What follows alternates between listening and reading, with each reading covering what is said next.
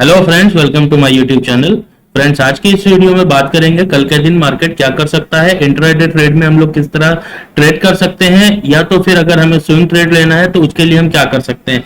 चलते हैं, total price action theory के हिसाब से हम लोग मार्केट को एनालाइज करेंगे और फंडामेंटल और ऑप्शन चेन डेटा देखने के बाद में मैं मार्केट में आया हूँ, जो एनालिसिस आपको दे रहा हूँ।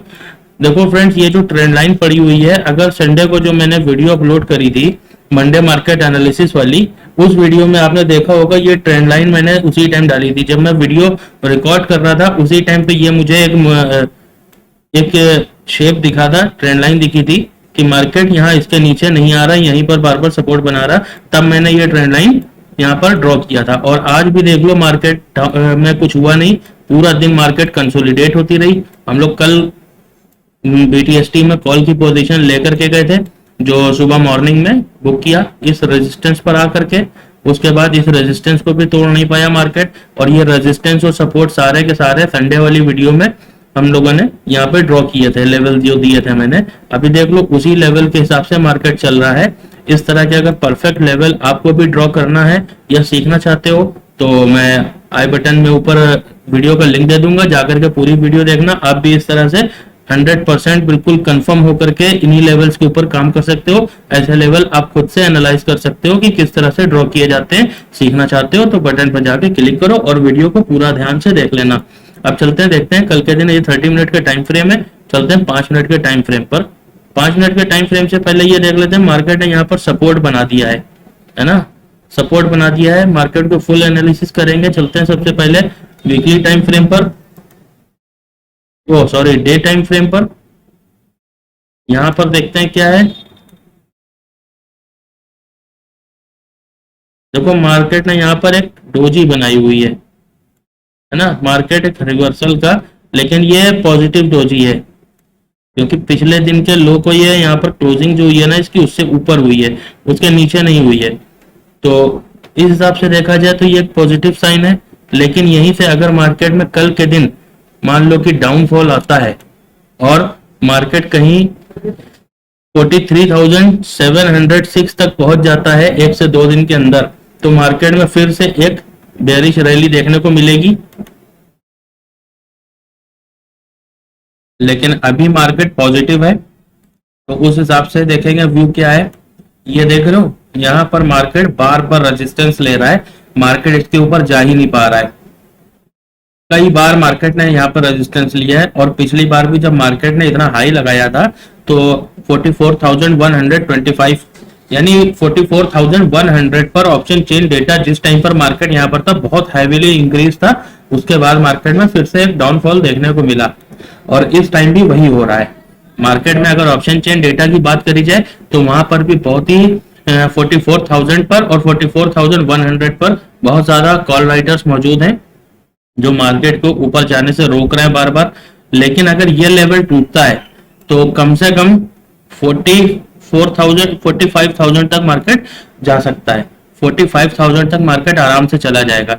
44,100 का लेवल अगर टूट जाता है तो मार्केट पहला रेजिस्टेंस जो बनेगा वो बनेगा 44,500 के आसपास, और जो दूसरा रेजिस्टेंस बनेगा वो बनेगा 45,000 का, जो हम लोग फिब लेवल के हिसाब से यहाँ पे फिब रिट्रेसमेंट लगा करके लेवल निकालेंगे। लेकिन अभी मार्केट क्योंकि ऊपर की तरफ नहीं जा रहा है, ये रेजिस्टेंस बना हुआ है, तो अभी कल के दिन किस तरह से ट्रेड करना है हम लोग उसके बारे में डिस्कस कर रहे हैं। तो उसी चीज को देखेंगे। मार्केट ने देखो यहाँ से एक मूवमेंट दिया, फिर डाउनफॉल आया, फिर मूवमेंट दिया, फिर एक डाउनफॉल, फिर मूवमेंट दिया, फिर डाउनफॉल, फिर मूवमेंट। मतलब मार्केट पूरी तरह से यहाँ पर कंसोलिडेट है। काफी टाइम से मार्केट ना ऊपर जा रहा है ना नीचे आ रहा है, इसी जगह को सपोर्ट बना रहा है और इसी लेवल को रेजिस्टेंस बना रहा है। और जब हम लोग मंडे मार्केट एनालिसिस वाली वीडियो मैंने डाली थी संडे को, तो उस दिन मैंने एक चीज दिखाई थी आप लोगों को, ट्रेंड लाइन। ये लेवल और ये ट्रेंड लाइन मैंने उस दिन ड्रॉ किए थे, कि उस दिन मुझे ये पैटर्न दिखाई दिया था लाइव मार्केट में। जब मतलब मैं वीडियो शूट कर रहा था उसी टाइम मैंने ये पैटर्न देखा था, और उसी टाइम मैंने ये ट्रेंड लाइन ड्रॉ की थी कि मार्केट ने बार बार यहाँ पर सपोर्ट लिया हुआ है। अभी देखो क्या हो रहा है, मार्केट आज पहली चीज तो पूरा दिन कंसोलिडेट रहा है, मार्केट में ट्रेड मिला ही नहीं है पूरा दिन। हम लोग जो बीटीएसटी लेके गए थे उसका प्रॉफिट यहाँ पर रेजिस्टेंस पे जाके बुक कर लिया था। जैसे ही ये इन्वर्टेड हैमर बना है ये वाला, वैसे ही हम लोगों ने यहाँ पे प्रॉफिट बुक कर लिया। उसके बाद पूरा दिन बैठे रहे, कोई ट्रेड नहीं मिला। लास्ट में ये ट्रेड मिला भी, लेकिन बहुत छोटा सा ट्रेड था। तो यहाँ पर जो थोड़े बहुत पॉइंट बुक हुए 40-50 पॉइंट वही बुक कर पाए। 40 पॉइंट के आसपास यहाँ पर हम लोगों ने बुक किया पुट में 3 बजे के बाद। अब सिनेरियो ये है कि अगर कल के दिन मार्केट गैप डाउन खुल जाता है, कल के दिन अगर मार्केट मान लो कि गैप डाउन खुल जाता है यहाँ कहीं पर इस ट्रेंड लाइन को तोड़ते हुए, क्योंकि इतने दिन से देख लो आप, मार्च से लेकर के अभी तक की मार्केट ने इस ट्रेंड लाइन को एक बार भी ब्रेक नहीं किया है, एक बार भी ब्रेक नहीं किया। देख लो, ये देखो कब से चल रहा है, 11 अप्रैल से चल रहा है।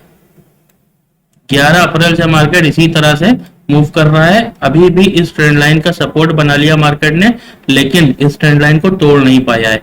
अगर से मार्केट गैप डाउन खुल जाता है इस लेवल के आसपास जो है 43,790 का लेवल, तो इस लेवल के आसपास खुल जाता है तो बहुत ज्यादा पुट में बैठने की उम्मीद मत रखना, क्योंकि मार्केट बहुत ज्यादा अगर मूव देगा तो ये जो आपको रेड जोन दिख रही है डिमांड जोन, मार्केट ज्यादा से ज्यादा इस जोन तक की आ सकता है पुट में। उसके बाद यहीं पर सपोर्ट बनाएगा। यहाँ पर हमें कोई डोजी या हैमर इस तरह की कोई बुलिश यहाँ पर पैटर्न दिखाई देगा तो हम लोग यहाँ पर ट्रेड लेंगे कॉल साइड के लिए। पहला टारगेट क्या रहेगा हम लोगों का, एक मिनट, लेवल कहाँ गए, हाँ पहला टारगेट रहेगा ये जो ट्रेंड लाइन है ना, यही ट्रेंड लाइन हम लोगों के लिए रेजिस्टेंस का काम कर सकती है अगर मार्केट गैप डाउन खुला तो।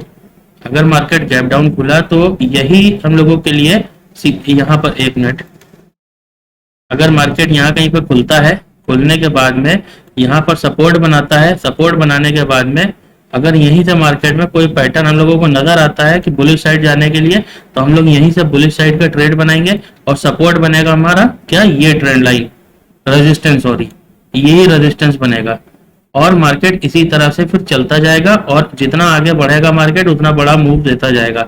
ठीक है, क्योंकि यहाँ पर रेजिस्टेंस बड़ा होता जाएगा। इस मूवमेंट को आप समझ रहे होगे जो मैं बता रहा हूँ। और उसके बाद दूसरा सिनेरियो, अगर मार्केट साइडवेज खुलता है, यानी इस ट्रेंड लाइन के ऊपर ही खुलता है, चाहे वो साइडवेज खुले और चाहे थोड़ा बहुत गैप अप खुले, गैप अप भी कितना, गैप अप इस ये जो रेजिस्टेंस है ना इसे ना तोड़े, मतलब इस रेजिस्टेंस और इस सपोर्ट लाइन के बीच में। ये है 30 मिनट का चार्ट फ्रेम, मैं 5 मिनट पे चलता हूं तो आपको चीजें ज्यादा क्लियर समझ में आएंगी। देखो मार्केट अगर इसी की देखो मार्केट ने बंद होते टाइम पर ये जो कैंडल का पैटर्न बनाया है ना, ये मार्केट रिवर्सल का पैटर्न भी बन सकता है यहाँ से कि मार्केट गैप अप अगर खुल गया यहाँ पर कहीं 43,940 के आसपास, तो इस रेजिस्टेंस तक पहला टारगेट रहेगा हमारा जो कि है 44,065 का। ठीक है, ज्यादा से ज्यादा अगर इसके अंदर जाएगा तो लास्ट टारगेट जो हमारा रहेगा वो 44,147 का है। उसके बाद यहीं से मार्केट अगर कोई बेरिश पैटर्न बनाता है तो फौरन हम लोग ट्रेड से एग्जिट करेंगे और अगर इसे तोड़ करके ऊपर जाता है तो फिर नए लेवल समझ लो खुल जाएंगे। लेकिन मुझे नहीं लगता इसके ऊपर जाए, क्योंकि यहाँ पर बहुत ही हैवीली पुट कॉल राइटर्स का डेटा मौजूद है जो एक्सपायरी से पहले निकलेगा नहीं। अगर ये मूव हम लोगों को अगर मार्केट को बुलिश जाना होगा या तो ये एक्सपायरी के दिन देखने को मिलेगा, अगर एक्सपायरी के दिन भी मार्केट कंसोलिडेट रहा तो ये फ्राइडे के दिन देखने को मिलेगा मूव। इसके लिए तैयार रहना। अगर बुलिश मूव मिला ना तो एक बहुत बड़ा बुलिश मूव यहाँ पर मिलने को रेडी रहेगा एक्सपायरी को या तो फिर फ्राइडे को। और अगर मार्केट ने इसे तोड़ा गैप डाउन खुल करके तो मार्केट यहाँ पर ये रेजिस्टेंस की तरह काम करेगा, थोड़ा बहुत ऊपर जाएगा नीचे आएगा। अगर नीचे आने के बाद यहाँ पर सपोर्ट बनाता है इस लेवल के ऊपर तो यहाँ से हमें एक बहुत अच्छी कॉल की पोजीशन मिल सकती है।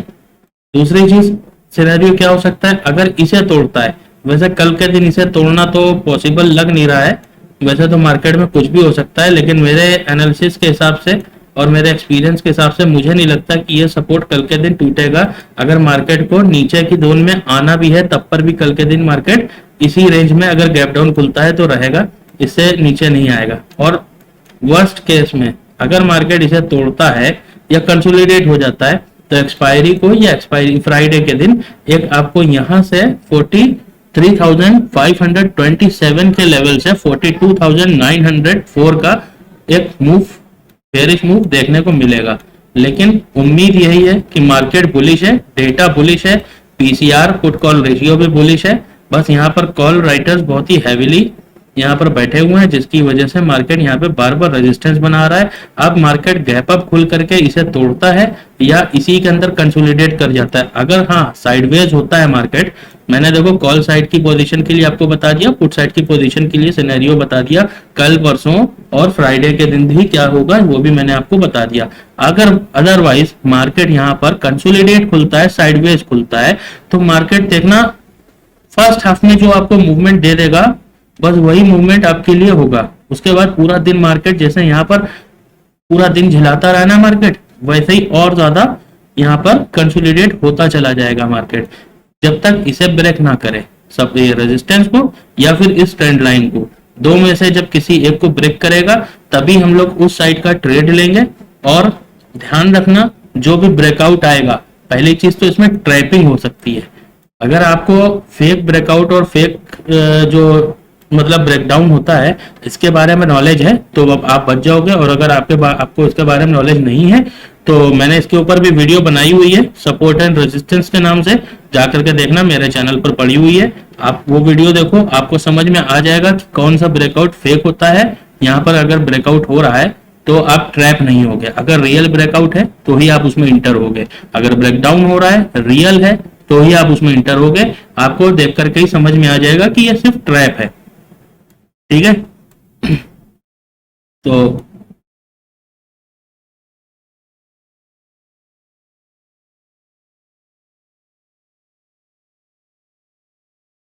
और अगर आप इसी बीच मार्केट रहता है तो सिर्फ हम लोग स्कैल्पिंग कर सकते हैं।